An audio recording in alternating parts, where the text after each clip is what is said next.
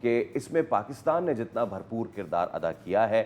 جب پہلی مرتبہ یہ مذاکرات ہوئے تھے اور جب کوئی بات نہیں بن پائی تھی تو لوگ اس کو بریک ڈاؤن کہہ رہے تھے, کہہ رہے کہ بریک تھرو نہیں ہوا تو اس کا مطلب بریک ڈاؤن ہو گیا. وٹ آئی فیل کہ it was not a breakdown, it was break through, it was a break, it was a pause. اور وہ پاز لے کے پھر دنیا نے دیکھا کہ کس طریقے سے پاکستان نے اپنے آپ کو پھر ایکٹیو کیا. وزیر اعظم شہباز شریف گئے ٹو دا گلف, اور اس کے ساتھ ساتھ C D S Asim Munir گئے ایران, اور بہت ہی زبردست اپنے مناظر دیکھے. اب اس پہ ہم بات کر لیتے ہیں. ہمارے ساتھ موجود ہیں دفاعی تجزیہ کار ریئر ایڈمرل ریٹائرڈ فیصل شاہ صاحب. فیصل صاحب السلام علیکم اور بہت شکریہ آپ کے وقت کے لیے. فیصل صاحب, امیزنگ ٹرن آف ایونٹس, اور پہلے راؤنڈ میں جب بات نہیں بن پائی تھی اور جب جے ڈی وینس یہ کہہ کے 4 منٹ میں صرف چلے گئے تھے کہ جناب کوئی بات نہیں بن پائی, تو بہت سے لوگوں نے اس کا بڑا رائی کا پہاڑ بنایا. لیکن اس میں سب سے اہم بات انہوں نے یہ کی تھی کہ 21 گھنٹے کی ایک نجی مذاکرات کو میں پبلک نہیں کر سکتا. یعنی کہ بہت ساری چیزیں تھیں جو کہ اس میں تھیں اور اب وہ کھل کے سامنے آ رہی ہے. اور انیشیل ریاکشن ایک تو کہ کل جو ٹرمپ نے رات میں کہا کہ پاکستان آ سکتا ہوں اگر ایگریمنٹ ہوا تو. جی بہت شکریہ مجھے پروگرام میں لینے کا. بات تو اسی دن بن گئی تھی جس دن دونوں فریقین سیز فائر پہ آمادہ ہو گئے تھے, اور آپ کو پتہ ہے کہ اس میں پاکستان کا کتنا بڑا رول ہے.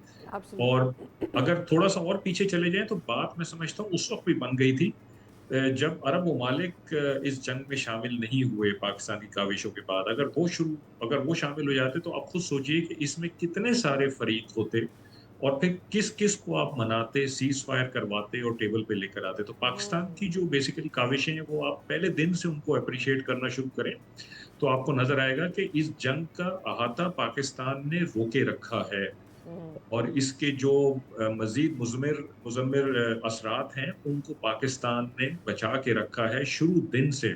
ورنہ آپ سوچیں, آپ ایک ملک کے پاس جا رہے ہوتے, ان کو کہہ رہے ہوتے سیز فائر کرو, پیچھے سے پتہ چلا کوئی اور لڑنا شروع ہو گیا. تو یہ کرتے کرتے سیز فائر آیا, اور پھر جو لوگ یہ سمجھ رہے تھے کہ پہلی جو راؤنڈ آف ٹاکس ہے اس میں کچھ نتیجہ نکل آئے گا, میرا خیال ہے کہ یہ تھوڑی سی نادانی تھی. ایسا نہیں سمجھنا چاہیے تھا, کیونکہ 47 سال کی دشمنی ہے, 47 سال کی, اور نفرت ہے 47 سال کی. ایک دوسرے کو آپ دیکھیے کہ کس طرح سے ریڈیکیول کرتے رہے ہیں, تنگ کرتے رہے ہیں.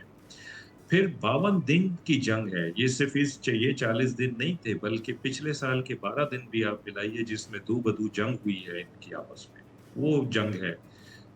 سالہ سال کی سینکشنز ہیں, معاشی مشکلات ہیں, اور بہت ساری ایسی چیزیں ہیں. اس کے باوجود اگر دونوں پہلی دفعہ 47 سال میں اتنے ہائی لیول پہ بیٹھے ہیں آمنے سامنے, 21 گھنٹے ایک دوسرے کو برداشت کیا ہے, بات کیا ہے, تو میرا خیال ہے بات تو بنتی جا رہی ہے. اور اب جو سیکنڈ راؤنڈ آف ٹاک ہے یا اس کے بعد بھی تھرڈ راؤنڈ آف ٹاک ہے, اٹ ڈزنٹ میٹر ایکچولی. میرے حساب سے اٹ ڈزنٹ میٹر. بات بن گئی ہے, دونوں نے بات چیت کرنا شروع کر دی ہے, دونوں نے اپنی نیت بتا دی ہے کہ ہم جنگ بندی کرنا چاہتے ہیں, اس سے نکلنا چاہتے ہیں, دنیا کو اس سے نکالنا چاہتے ہیں. اور دیکھیے بات یہ بھی بن گئی ہے کہ پاکستان ماشاءاللہ اس کا جو اسٹیچر اللہ کے کرم سے اوپر جا رہا ہے مئی 2025 کے بعد سے. اور جب ان کا انشاءاللہ فائنل ایگریمنٹ ہو جاتا ہے, یہ جنگ بندی ہو جاتی ہے یا جنگ بندی میں توسیع بھی ہو جاتی ہے, پاکستان کے نمبر پورے ہو گئے. پاکستان نے یہ کام نہ صرف اپنے لیے کیا, نہ صرف اپنے دوستوں کے لیے کیا, نہ صرف خطے کے لیے کیا, پوری دنیا کے لیے کیا, پوری دنیا کے لیے. اور اس دنیا میں ہر وہ غریب انسان جو کسی دنیا کے کونے میں رہ رہا ہے اور یہاں سے ہونے اور والے فیصل معاشی صاحب اس کے اثرات سے اوپر اثردار ہے. پاکستان نے ایک ہیوج رسک بھی لیا ہے, risk of involving U S A directly, ان کی سیکیورٹی یہاں پر میک شور کرنا, ساری چیزیں. It was huge for Pakistan. At the same time ایک خطے میں جنگ چل رہی ہے, اس خطے میں آپ کے فیلڈ مارشل صاحب جاتے ہیں خود, اپنی پریزنس, وہاں سے ٹاکس بھی ہو سکتی تھی, وہاں کے وزیر خارجہ صاحب پاکستان میں رک بھی سکتے تھے, any thing could have happened. لیکن ان کی ٹیریٹری میں جانا, وہاں جا کر ان کو آنر کرنا اور ان کو سمجھانا کہ پاکستان کتنا بڑا رول پلے کر رہا ہے to make peace possible for your country.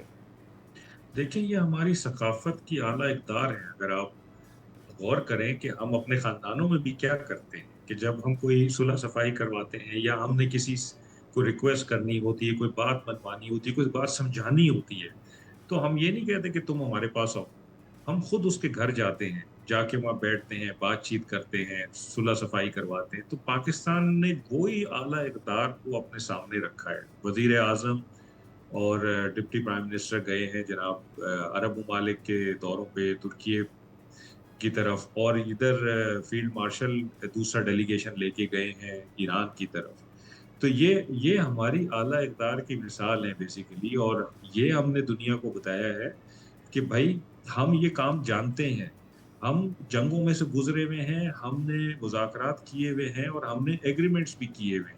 تو ہم سے بہتر اس عمل میں کوئی نہیں ہے. اور یہ بات پریزیڈنٹ ٹرمپ اور پریزیڈنٹ پزشکیان یہ دونوں بارہا کہہ چکے ہیں کہ پاکستان سے بہتر یہ کام نہ کوئی کر سکتا تھا، نہ کوئی کر رہا ہے. اوکے. اچھا فیصل صاحب، ناؤ دا تھنگ، بہت ساری چیزیں جو کہ سامنے نہیں آ رہی ہیں.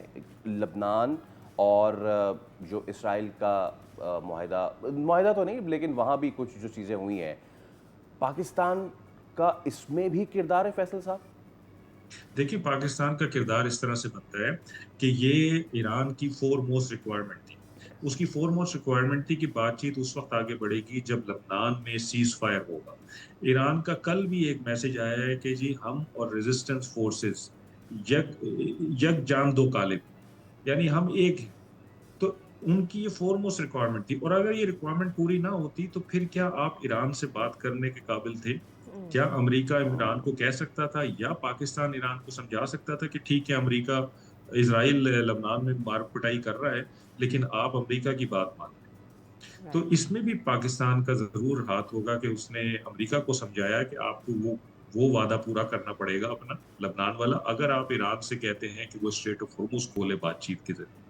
تو میرا خیال ہے کہ پاکستان دونوں طرف بڑا بیلنس کر کے چل رہا ہے، اور ہم تھرو آؤٹ بڑی ٹائٹ روپ پہ چلیں. اور الحمدللہ ہم سے کوئی چوک نہیں ہوئی. آپ یہ دیکھیں کوئی ملک ہم سے ناراض نہیں ہے، کسی کی طرف سے کوئی ایسی اسٹیٹمنٹ نہیں ہے جس میں، یہ فریقین کی میں بات کر رہا ہوں جو کہ عرب ممالک بھی اس میں شامل ہیں، کہ کسی نے کوئی ایسی اسٹیٹمنٹ نہیں دی ہے جس سے پاکستان کے کردار پہ کوئی انگلی اٹھتی ہو. ہاں ہمارے دشمن ہیں، ہمارے مشرق سے چیخوں کی آوازیں آ رہی ہیں، لیکن ان کو یہ نہیں سمجھ آ رہا کہ پاکستان نے ان کے لیے بھی بھلائی کی ہے. جو معاشی مشکلات جس کا میں ذکر کر رہا ہوں تو پوری دنیا اس سے افیکٹڈ ہے، کیا انڈیا اس سے افیکٹڈ نہیں ہے؟ تو اگر انڈیا کو پاکستان نے نکالا ہے اس معاشی مشکلات سے تو باقیوں کی طرح انڈیا کو بھی شکر گزار ہونا چاہیے پاکستان کا. ایبسلیوٹلی. اور اجمل صاحب آپ نے انڈیا کی بات کر ہی دی ہے تو ذرا بتائیے کہ یہ کتنا امپورٹنٹ ہے. وزیر اعظم صاحب کا دورہ اس وقت، یعنی سعودی عرب کا ان کا دورہ، پھر ہم اب دیکھ رہے ہیں کہ وہ انطالیہ پہنچ گئے ہیں. So it is huge regionally بھی، کیونکہ پورے خطے کی صورتحال کیسے امپیکٹ نہیں کرے گی انڈیا پر؟ دیکھیے اس جنگ نے بہت سارے لوگوں کے چہروں سے نقاب اٹھا دیا ہے. یس. بہت سارے لوگوں کا اصل چہرہ سامنے آ گیا ہے. اسرائیل کیا ہے؟ دنیا کا آج نفرت انگیز ترین ملک ہے اس وقت اسرائیل. اگر آپ سوشل میڈیا پہ ریٹنگ دیکھیں، آپ باقی دیکھیں، لوگوں کے پولز دیکھیں تو آپ کو پتہ چلے گا. انڈیا ساری جنگ میں آپ ایک فینس پہ بیٹھے رہے ہیں اسرائیل اور یو ایس کی حامی بن کے، اور یہ سوچتے رہے ہیں کہ جب یہ جنگ ختم ہوگی میں سے جو وار بوٹی نکلے گی اس میں سے مجھے بھی کچھ ملے گا. اگر یہ آپ کی اپروچ ہے تو آپ کے ملک میں گیس کے لیے لائن لگی ہوئی ہے، تیل کے لیے لائن لگی ہوئی ہے، لیکن آپ کی زیرو ایفرٹ ہے کسی بھی قسم کی، سوائے اس کے کہ آپ پاکستان کی ٹانگیں کھینچنے پہ لگے ہوئے ہیں، پاکستان کو برا بلا کہنے میں لگے ہوئے ہیں. تو دنیا نے بہت سارے ملکوں کا چہرہ بے نقاب کیا ہے، مطلب اس جنگ نے کیا ہے، دنیا نے دیکھ لیا ہے. اور پاکستان کو تو میں کہتا ہوں کہ صرف خطے میں نہیں، آپ دیکھیں پوری دنیا سے شاباشی آ رہی ہے اور اس کی تعریفیں ہو رہی ہیں. الحمدللہ. بالکل فیصل صاحب، بالکل ٹھیک ہے. We have got your point. Pakistan کو پوری دنیا سے شاباشی آ رہی ہے. پاکستان کے پاس ایک گولڈن ونڈو آف اپرچونٹی ہے کہ وہ اپنے مسائل جو دیگر ہیں ان کو حل کرے. Thank you so much. It was a pleasure having you on the show.